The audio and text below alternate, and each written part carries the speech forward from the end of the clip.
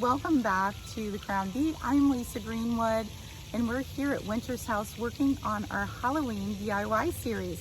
And as you can see, I have a witch's hat that needs a little love. This one is from Amazon that I got in a pack of 15, and they all came kind of mashed together, and they hung on my porch last year. So this year I thought we would take that same hat and we would make her into something that was worthy of a good witch wearing. So we're gonna zhuzh her up. She's gonna look very boutique-ish and very high-end. And so you guys, let's jump into the studio and let's turn this little lady into something worthy of a good witch. You guys take care, and as always, happy Halloween. Bye. Okay, my loves, we're gonna turn this plastic plain hat into one fabulous lady. I'm starting by jamming some plastic bags down into the tip of that, and I want to get them all the way down in there. I don't want to stuff it too full because you still need room for your head. However, I want to give it some stability. So I'm going to take some aluminum foil, and I'm going to bend it in half, just loosely make it like that. And then what I'm trying to do is give it some stability where I can bend it. Use your scissors, kind of get them down in there. And what the aluminum foil is going to do is give this some form where I can manipulate the top of that hat. I want it to look like an old witch's hat. She's been around a long, long time. I'm going to tape that up inside the hat for now. Now this might be a hat that you're going to wear, and if so, we will finish the inside so it looks a little bit better for someone that's going to put it on their head. But mine is going to be for display.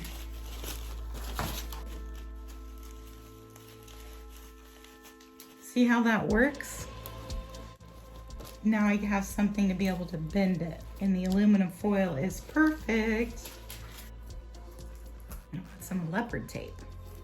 So the next thing we're gonna do is we're going to use this creepy cloth that you can get from Dollar Tree. You can also get this off Amazon. You could also use cheesecloth, because we're gonna end up painting this a flat black anyways, because I wanna get rid of the shiny part of this plastic hat. So we're getting ready to get messy. I got a big mess going on here anyways. We have this puppy stuffed, so she's gonna sit up a little bit easier. We're gonna be using this gauze again. This is creepy cloth from Dollar Tree. I have an old bucket from a project. And then my friend here, Mudge Podge. And this is just matte. I didn't want anything super shiny. This is an old witch's hat. And I'm gonna start by dumping some of the Mod Podge in there. I don't know if you can see. And I'm separating it. I don't know if you can see here. I'm gonna separate it as it goes in because it'll make it a little bit easier. And let's try this.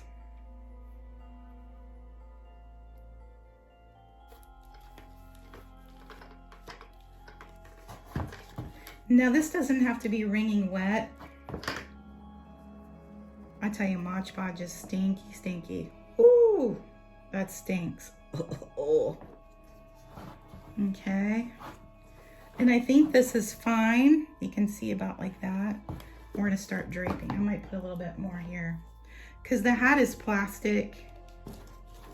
Okay, that's what it looks like. I think that's pretty good. And you'll see some spots that you can still, once we put her on the hat. My test run, oh Lord. See, it kind of looks like that. So I kind of just get it all divided. And I want it to go all the way to the brim. And because I'm going to wrap it a little bit around the brim of the hat. Now it's important that you have her stuffed because this is kind of heavy once it's got the glue on it.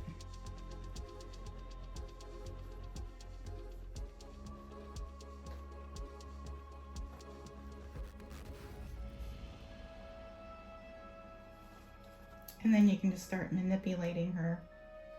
Now you can see I got it going around the rim here. I'm actually gonna tuck that in right to the edge.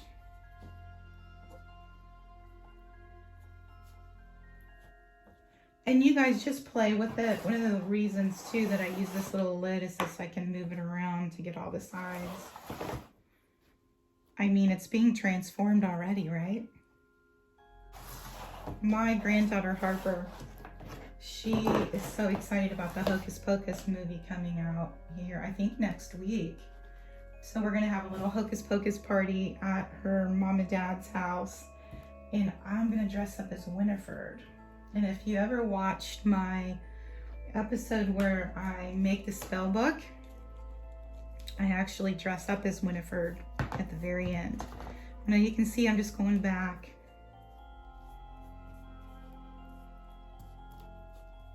And I'm gonna add, especially where my seams are. Now, just for reference, I've almost used an entire container of Mod Podge just on this hat. So you could do it more inexpensively using glue. I think glue, Elmer's glue, would be fine too, to be honest. This is just what I had. This will be something fun. Now this is where I start putting the bend in. I want that to be a little more refined on the ends. Okay, you can see she's looking pretty fabulous already, but I'm gonna go ahead and put you guys in time lapse while I Mod Podge a little bit more. And I also potentially add a little bit more of the creepy cloth. I'm not sure if it needs it. Again, I don't want to make the hat so heavy. However, if I get a good coat of the Mod Podge on, it'll give this stability, this part, and then we can take the stuffing out. So just so y'all aren't so bored, I'll put you in time lapse. You can watch me go ahead and finish and Mod Podge it and make a big mess. And I'll see you guys back in just a second.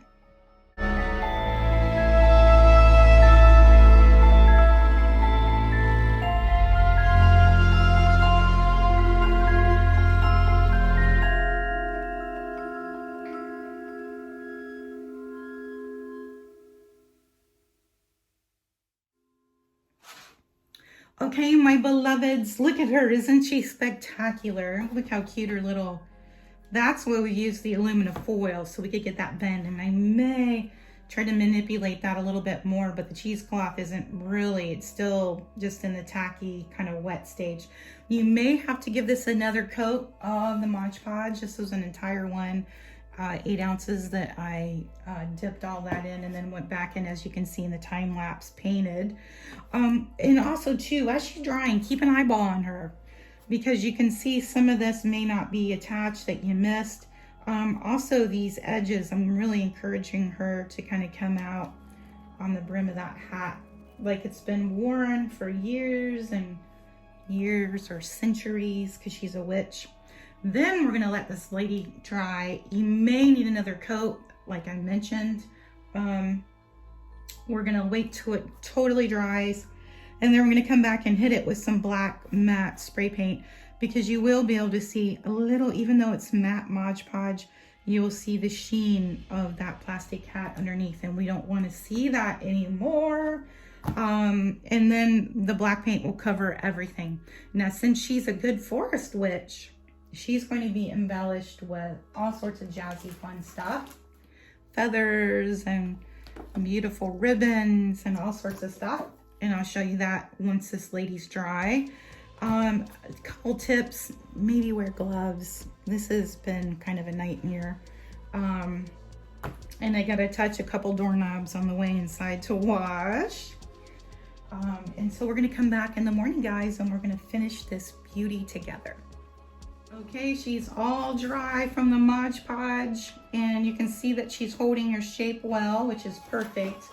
And then I went ahead and I sprayed her with a good coat or two of chalk paint, because I didn't want any of the shine to show through. And then it's time to embellish. Look at this gorgeous ribbon. Isn't that pretty? And I thought it looked kind of forced witchy. Now you could put another layer of this on here, but I think it's going to get too heavy. So I opted not to do that, even though you could. And then I found these black magnolias. Aren't those fabulous? Look how great those are. And then we have some feathers and some natural elements that are artificial, but they kind of look real. And you're gonna go into time lapse as I make this with me, because I'm afraid it's gonna be too boring. You're gonna see the process that I go through. When I make all of these projects, I'm just merely seeing what fits and what looks good. So let's get started and make this little lady fabulous.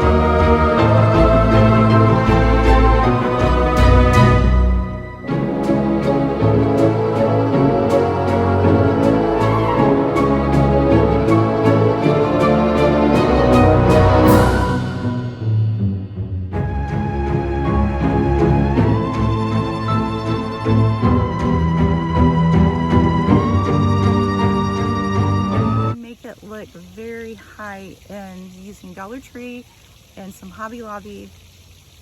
It's raining again. Can you believe that? It's absolutely raining again.